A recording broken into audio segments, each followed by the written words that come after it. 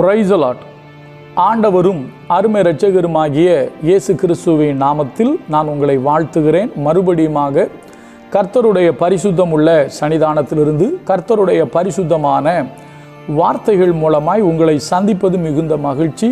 ஆண்டவருடைய பெரிதான கிருபையினால இந்த வாரம் நாம் தொடர்ந்து தியானித்து கொண்டு வருகிற காரியம் நித்திய வீடு என்கிற தலைப்பிலே அநேக காரியங்களை பார்க்கும்படி கர்த்தர் நமக்கு உதவி செய்து வருகிறார்.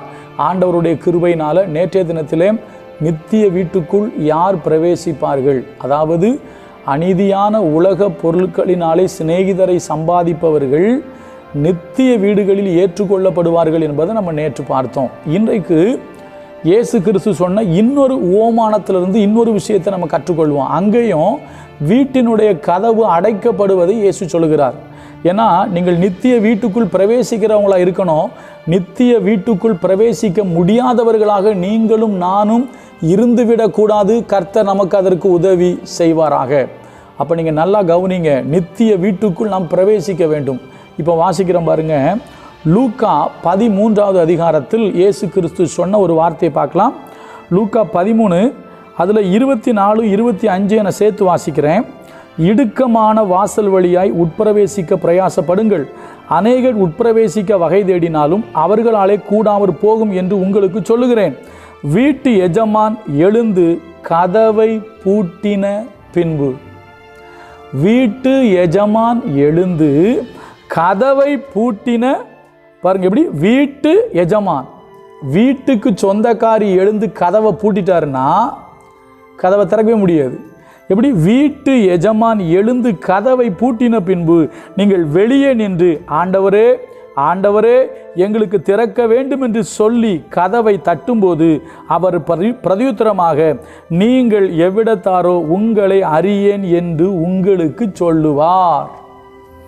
யார் சொல்லுவா? வீட்டு எஜமான், நித்திய வீட்டுக்கு எஜமான். நம்முடைய ஆண்டவர் நித்திய வீட்டுக்கு எஜமான். இங்கே போட்டிருக்கு வீட்டு எஜமான் எழுந்து கதவை பூட்டிடுவாராம். கதவை பூட்டினதுக்கு அப்புறம் நீங்கள் கதவை தட்டி ஆண்டவரே ஆண்டவரே எங்களுக்கு திறங்கன்னு சொன்னால் அவர் திறக்க முடியாதுன்னு சொல்லிடுவாராம். நீங்கள் எவ்விடத்தாரோ உங்களை அறியேன்னு சொல்லுவாராம். இதே போல் ஒரு வார்த்தை எங்கே இருக்கும்? மத்தேயுல இருக்கும். மத்தேயு 25வது அதிகாரத்தில் நமக்கு அந்த 10 கன்னிகைகள் பற்றின ஓமை வரும் இல்லையா?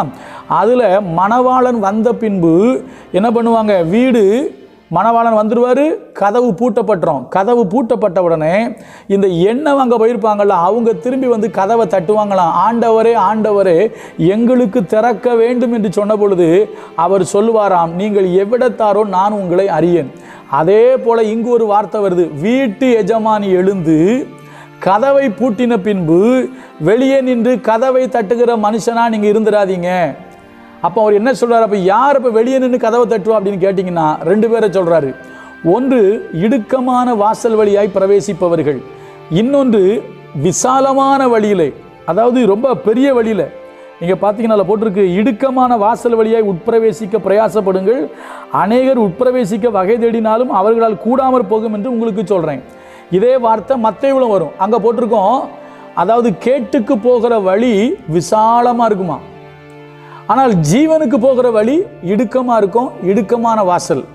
இன்றைக்கு இருக்கிற அநேக கிறிஸ்தவர்கள் இடுக்கமான வாசல் வழியாய் பிரவேசிப்பதை விரும்புவது இல்லை. அவர்களுக்கு எல்லாம் ஃப்ரீயாக இருக்கணும். அதாவது எந்த கஷ்டமும் வரக்கூடாது, எந்த பிரச்சனையும் இருக்கக்கூடாது, தொந்தரவே இல்லாமல் நம்ம பாட்டுக்கு போயிட்டே இருக்கணும். ஐயா, கேட்டுக்கு போகிற வழி தான் விசாலமாக இருக்கும், ஆனால் ஜீவனுக்கு போகிற வழி இடுக்கமாக தான் இருக்கும். இந்த இடுக்கமான வாசல் வழியாய் உட்பிரவேசிப்பவர்கள் வீட்டு எஜமானோடு கூட வீட்டுக்குள் பிரவேசித்து விடுவார்கள். ஆனால் இடுக்கமான வாசல் வழியாய் உட்பிரவேசியாமல் தங்களுடைய வாழ்க்கையில் இந்த பூமியில் வாழும் பொழுது எந்த கஷ்டமும் வரக்கூடாது, எந்த நஷ்டமும் வரக்கூடாது. சில பேருக்குலாம் ஒரு ஆசை என்ன தெரியுமா? ஒரு தலைவலி கூட நமக்கு வந்துடக்கூடாதுங்க, ஒரு காய்ச்சல் கூட வந்துடக்கூடாதுங்க, ஒரு வயிற்று வலி கூட வந்துடக்கூடாதுங்க இயேசுவை நம்பினா. அப்படி சில ஆட்கள் இருக்குது. சரியா? நல்லா கவனிங்க. மழையில் நனைஞ்சா சளி பிடிக்கத்தான் செய்யும், ஏடா கூடமா சாப்பிட்டா வயிற்ற வலிக்கத்தான் செய்யும். சரியா? ஃபங்க்ஷனில் போய் ஐஸ்கிரீமையும் கண்டதையும் கடியும் தின்ட்டு வந்தால் காலையில் தும்மல் எடுக்கத்தான் செய்யும். அதெல்லாம் எடுத்ததுக்கப்புறம் ஐயோ ஆண்டவரே நான் உண்மை தானே நம்பியிருக்கேன், எனக்கு தும்மல் எடுக்கணும், என்ன பண்ணுறது? சரியா? அதெல்லாம் இயல்பாக உலகத்தில் வர்றது தான். உலகத்தில் உங்களுக்கு உபத்திரவம் உண்டு. இந்த உபத்திரவத்தின் மத்தியில் ஆண்டவரை நம்பி யார் வாழ்கிறார்களோ அவர்கள் வீட்டு எஜமானோடு கூட வீட்டுக்குள் பிரவேசிப்பார்கள். இந்த உலகத்தில் எனக்கு உபத்திரவமே வரக்கூடாது, எனக்கு பாடே வரக்கூடாது, எனக்கு கஷ்டமே வரக்கூடாது, எனக்கு கண்ணீரே வரக்கூடாது, எனக்கு துன்பமே வரக்கூடாது, நான் ஒரு சின்ன கஷ்டத்தை கூட தாங்கிட மாட்டேன், எனக்கு கர்த்தர் கஷ்டத்தையே கொடுக்கக்கூடாதுன்னு சொல்கிற மனுஷன் வீட்டு எஜமான் கதவை பூட்டினதுக்கு அப்புறம் வெளியே நின்று கதவை தட்டுகிற மனுஷனுக்கு ஒப்பா இருப்பான். ஆண்டவரே ஆண்டவரே எனக்கும் கதவை திறங்க, நானும் வாரம் சர்ச்சுக்கு தான் போனேன், ஆண்டவரே எனக்கு கதவை திறங்க, நானும் எங்கள் வீட்டுக்கும் பாஸ்டர் ஜோம் பண்ண வருவார். அப்போ அவர் சொல்லுவார், நீங்கள் எவ்விடத்தாரோ நான் உங்களை அறியேன். நீங்கள் சர்ச்சுக்கு போனது உண்மைதான், பாஸ்டர் உங்கள் வீட்டுக்கு வந்தது உண்மைதான், ஆனால் வாழ்க்கையில் உபத்திரவம்னு ஒன்று வரும்போது உங்களுக்கு உபத்திரவத்தை சகிப்பதற்கு மனதில்லை. பாடுகள் வரும்பொழுது உங்களுக்கு பாடுகளை சகிப்பதற்கு மனமில்லை. பவுல் எழுதுகிறார், நாம் அவரோடு கூட பாடுபட்டோமானால் அவரோடு கூட ஆளுகையும் செய்வோம். நாம் பாடுகளை சகிக்கணும். ஃபாதர் ரொம்ப அழகாக ஒரு பாட்டு படிப்பார், பாடுகள் சகித்தால் பரமனின் வருகையில் கூட சென்றிடலாம், பாடி மகிழ்ந்திடலாம். பாடுகள் சகித்தால் பரமனின் வருகையில் கூட சென்றிடலாம், பாடி மகிழ்ந்திடலாம். ஐயா, பாடுகளை சகிக்கணும்.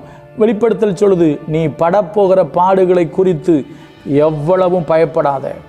10 நாள் உன்னை காவலில் போடுவான், உன்னை உபத்திரவப்படுத்துவாங்க, நீ மரண பரியந்த உண்மையாயிரு, நான் உனக்கு ஜீவ கிரீடத்தை தருவேன் என்று கர்த்தர் சொன்னார். அப்போ அருமையான கர்த்தருடைய பிள்ளைகளே, வீட்டு எஜமான் வீட்டின் கதவை பூட்டுவதற்கு முன்பதாகவே வீட்டுக்குள் வருகிற நபர்களாக நீங்களும் நானும் இருக்கணும். வீட்டு எஜமான் எழுந்து வீட்டு கதவை பூட்டின பின்பு வருகிறவர்கள் யார் தெரியுமா?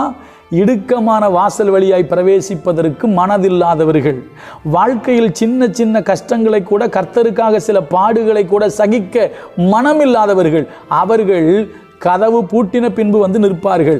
வீட்டு எஜமான் கதவை பூட்டி விட்டார், இனி உள்ள வர முடியாது, நீங்கள் எவ்விடத்தாரோ நான் அறியேன்.